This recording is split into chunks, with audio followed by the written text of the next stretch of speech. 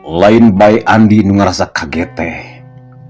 Tapi leuwih-leuwih nu nancebkeun peso balati nu taya lianti karena barang breh mireungeuh awewe nu keur ngajongkeng bari ngalaikeun getih tina walikatna. Sedengkeun peso balatina masih keneh nanceb.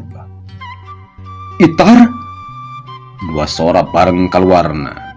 Sora Andi jeung sora Karna nu ngabarengan masing-masing riuk beungeutna nu pinuh ngandung kakaget.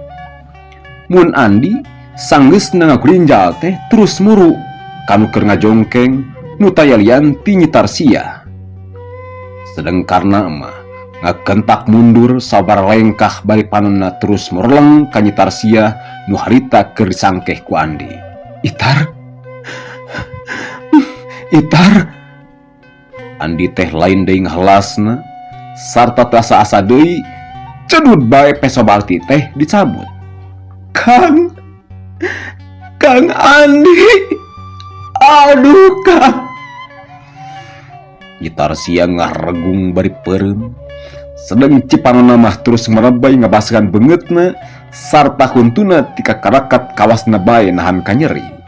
Lawan-lawan Andi anu sajena nu taya lian tibah Wikalapa, Ki Dorji, Dalimin, Pajagra, Ki Badra sarta Jang Husen buguh we asa dibere kasempetan barang mireungeuh Andi sasatna keur katungkulkeun ngagugulung tatu teu anta parah deui seprut bae genepanana narajang babarengan ruskeun hanca tadi. Rokaya sigana Andi teh balanga tapi kanyataanana mah estuning carincing naker. Sok sanajan manehna harita keur nyangkeh nyetar sia.